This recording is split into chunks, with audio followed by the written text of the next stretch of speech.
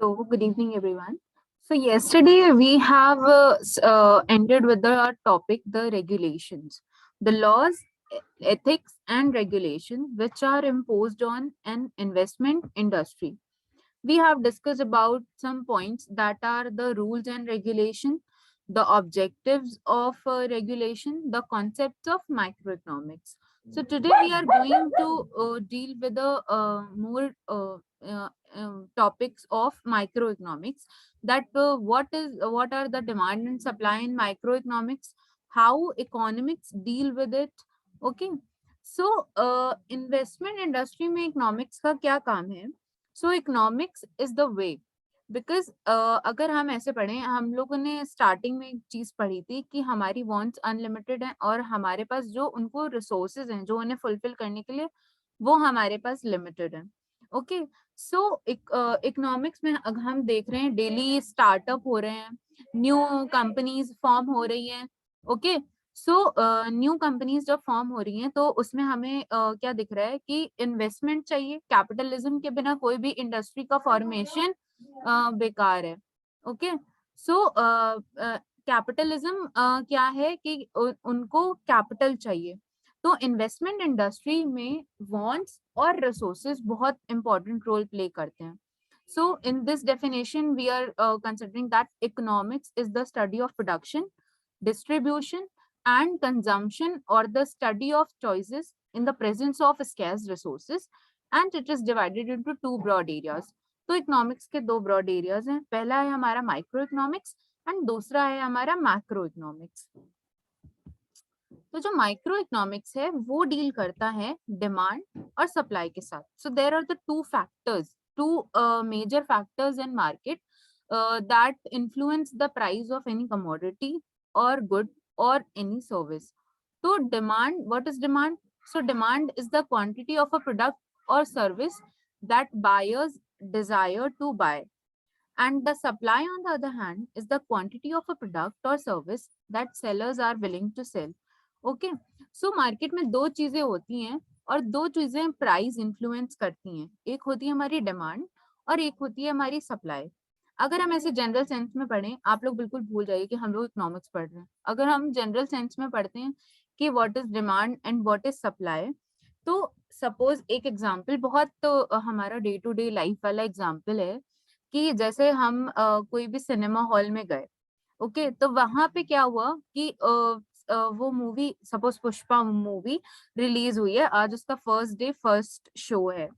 तो आज उसके लिए जो डिमांड है वो उसकी बहुत ज्यादा हाई है, और जो सप्लाई है मींस जो मूवी थिएटर में जो सीट्स हैं, सपोजिंग 100 सीट्स आर देयर, तो सप्लाई उसकी एक फिक्स्ड है, कांस्टेंट है कि 100 सीट्स हैं, और उसके लिए डिमांड आई है 500 कि 500 पीपल आर वांटिंग कि वो फर्स्ट शो ही देखें, means first day first show ही देखें.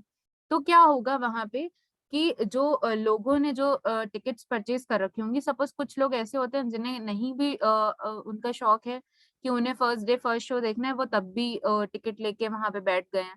तो अब उनका क्या है कि उन्होंने देखा कि भाई इसकी डिमांड तो बहुत ज्यादा है, यहाँ पे 100 सीट्स हैं और उसके लिए जो डिमांड आ रही है वो है 500 लोगों की. तो उन्होंने क्या किया कि जो 500 लोग थे वो उनके पास गए, उन्होंने बोला भाई ये मैंने उन्होंने खरीदी टिकट 120 की, और उन्होंने क्या किया, डिमांड को देखते हुए वही टिकट वो उन्होंने सेल करी 500 में, 400 में. तो जो ऐसे कंज्यूमर्स हैं जिनको अपना सेटिस्फैक्शन चाहिए कि उन्हें फर्स्ट डे फर्स्ट शो देखना है, तो दे विल परचेज. तो यहाँ पे क्या हो रहा है कि सप्लाई और डिमांड ये प्राइस इन्फ्लुएंस कर रही हैं. सपोजिंग कभी कभी ऐसे भी डेज होते हैं, अगर हम देखें वेडनेसडे, उसमें थिएटर्स में ऑफ रहता है कि यहाँ पे 20% ऑफ है, वेडनेसडे 20% ऑफ है, ट्यूसडे 30% ऑफ है.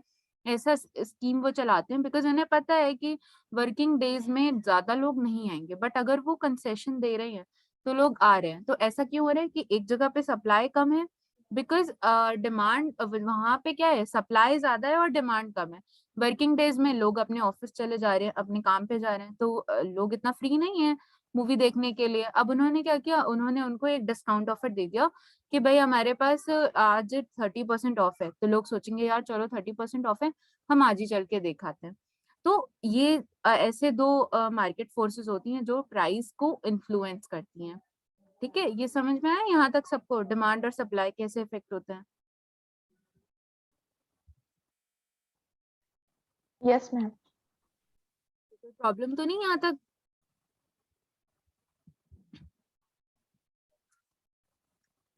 ठीक है, अब हम लोग आगे चलते हैं। अब माइक्रो इकोनॉमिक्स में माइक्रो इकोनॉमिक्स क्या करता है? कल हम लोगों ने पढ़ा था कि माइक्रो इकोनॉमिक्स इंडिविजुअल के पॉइंट ऑफ व्यू से, फर्म्स के पॉइंट ऑफ व्यू से देखा जाता है।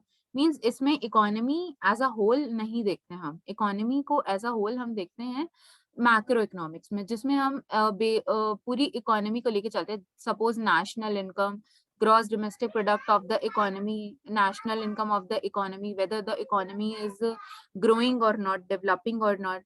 Okay, एंड माइक्रो में हम क्या पढ़ रहे हैं कि फर्म और इंडिविजुअल अपनी डिमांड को किस तरीके से प्रायोरिटाइज कर रहे हैं। बिकॉज ऐसा हम लोगों ने पढ़ा कि भाई हमारे पास रिसोर्सेज स्केर्स हैं, बट डिमांड हमारी जो वांट्स हैं वो हमारी अनलिमिटेड है। ओके, तो इसी को आगे करते हैं हम। So now the question comes that what is a demand? So when economists refer to demand, they mean the desire for a product or service coupled with the ability and willingness to pay a given price for it. The consumers will demand and pay for a product as long as the perceived benefit is greater than its cost or price. Okay, तो हमने क्या बोला कि यहाँ पे economist ने एक demand की डेफिनेशन दे दी कि हर एक चीज को हम डिमांड नहीं बोलेंगे, ठीक है। इसमें हम क्या बोलेंगे कि when we have a desire for a product or with the ability and willingness to pay a given price। अब देखो इसमें दो चीजें आ जाती हैं हमारी, एक होती है हमारी डिजायर और एक होती है हमारी वांट, जिसको हम डिमांड बोलते हैं, ठीक है। डिजायर क्या होता है कि हमने सोचा है कि इन फ्यूचर अगर कभी हमारे पास पैसे होंगे, सपोज मेरा डिजायर ये है कि मेरे पास ऑडी हो, ठीक, तो मेरे पास ऑडी हो, ये मेरा डिजायर है। तो मैंने क्या किया कि मेरे पास ऑडी हो, तो मैंने सोचा है कि यार आगे अगर इन फ्यूचर मेरा मतलब बहुत अच्छा हुआ या फिर मैं हायर पोजीशन पे पहुंच जाऊंगी, तो फिर मैं सबसे पहले अपना ऑडी लूंगी, तो वो मेरा डिजायर है।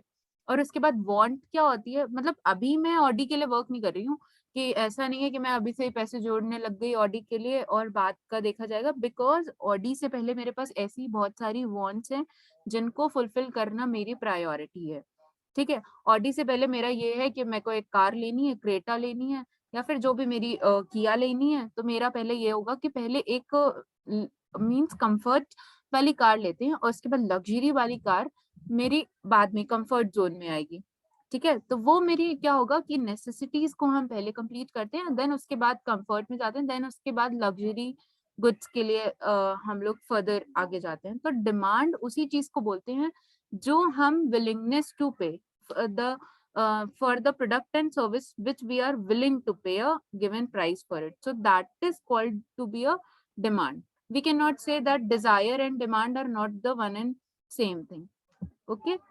And consumers will demand and pay for a product as long as the perceived benefit is greater than its cost or price। और अगर एज अ कंज्यूमर हम अपने आप को देखें, तो हम भी क्या देखते हैं कि जहां पर अगर कंज्यूमर सबसे कंजूस इंसान होता है, बिकॉज कंज्यूमर क्या है कि कंज्यूमर अगर अपने 100 रुपए पे खर्चा कर रहे हैं ना, तो वो यही चाहेगा कि उसे सेटिस्फेक्शन 500 रुपए वाला मिले। हम लोग भी हैं, अगर हम लोग सपोज ऑनलाइन शॉपिंग में किसी का एग्जाम्पल क्या, खुद का एग्जाम्पल देके अगर बताती हूँ, तो मेरा क्या रहता है कि जैसे ऑनलाइन अगर कोई भी शॉपिंग करे, तो मेरा ये रहता है कि कोई भी अगर इलेक्ट्रिकल अप्लायंस भी, सपोज कोई स्ट्रेटनर भी है, अगर वो देखा, तो वो जो 3000 वाला है, तो मेरा ये रहेगा कि 3000 वाला 10,000 का काम करे या 5000 वाला काम करे। So as a consumer, consumers ऐसे ही होते हैं। तो उनका क्या रहता है कि उन्हें जो है मैक्सिमम बेनिफिट मिले at a lowest cost, lowest price, ठीक है। तो ये डिमांड होती है। देन उसके बाद आता है हमारा बहुत important concept, law of demand. तो लॉ ऑफ डिमांड पे ही सारी कंपनीज वर्क करती हैं। Okay, so micro economics companies के लिए हम लोग इन्वेस्टमेंट फाउंडेशन में इसलिए इसको पढ़ रहे हैं, बिकॉज अगर हम कंपनी के लिए वर्क करेंगे, तो हमें लॉ ऑफ डिमांड पता होना चाहिए कि कैसे, कब और कंज्यूमर कहाँ पे कैसे रिएक्ट करने वाला है, ठीक है। तो अगर हमें लॉ ऑफ डिमांड नहीं पता होगा, तो हम आगे कुछ नहीं कर पाएंगे कि हम प्राइस को कैसे इन्फ्लुएंस करेंगे, कि कैसे अपने प्राइसेस को बढ़ाएंगे कि कंज्यूमर तब भी परचेज करे।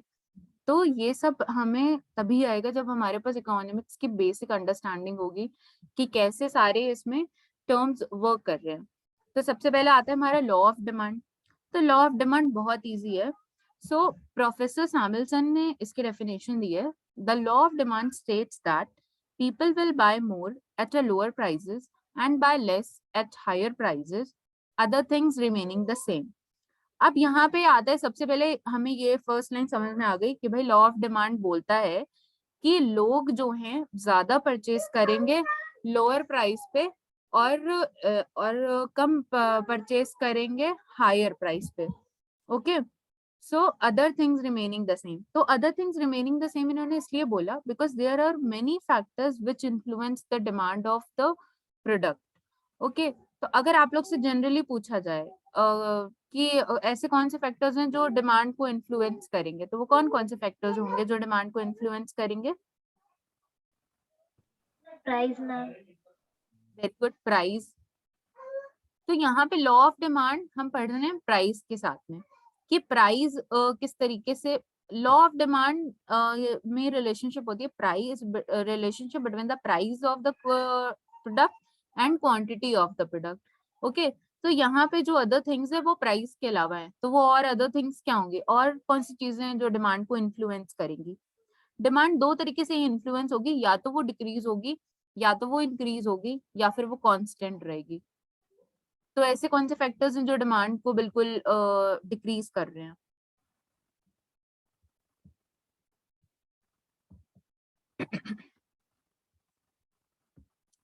सोच के बताइए।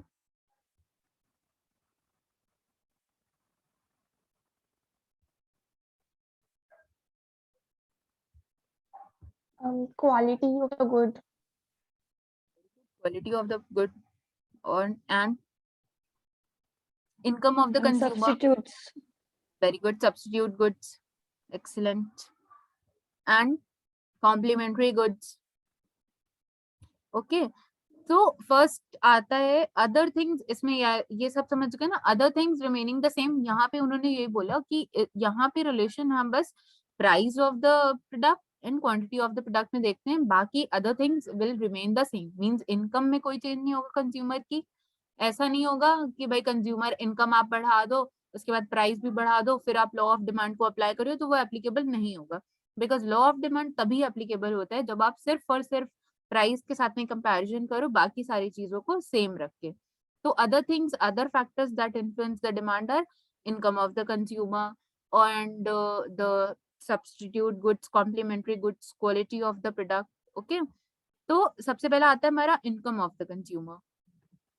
इनकम ऑफ द कंज्यूमर क्या होती है कि अगर सपोज आज मेरी इनकम 30,000 है और कल मेरी इनकम 60,000 होगी या 70,000 होगी, तो मेरी डिमांड्स भी उसी तरीके से बढ़ेंगी, मेरी सेविंग्स भी उतनी ही बढ़ेगी, उतनी ही रेट से बढ़ेगी।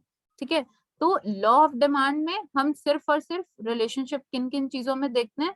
The price of the product and the quantity of the product.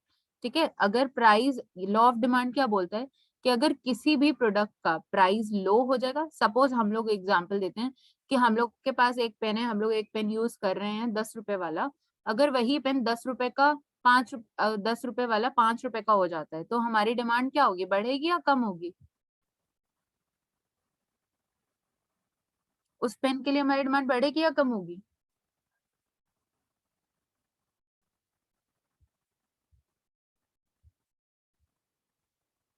समझ में नहीं आ रहा क्या आज किसी को?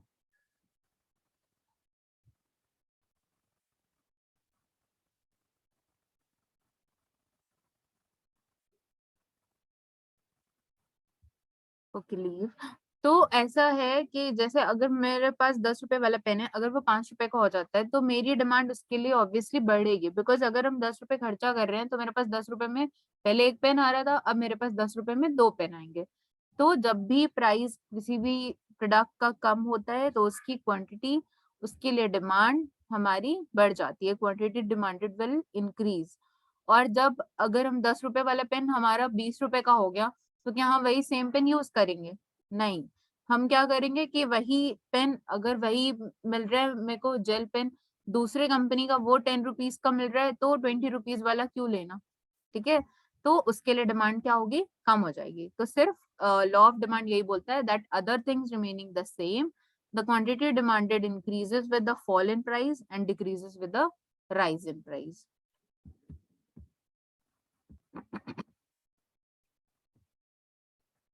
ओके, सो ये लॉ ऑफ डिमांड है कि when the price goes up the quantity demanded goes down, and when the price goes down the quantity demanded goes up.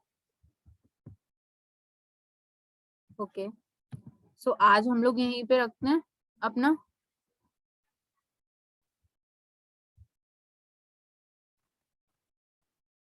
There everyone? Yes, ma'am. Understood, ma'am. Yes, ma'am.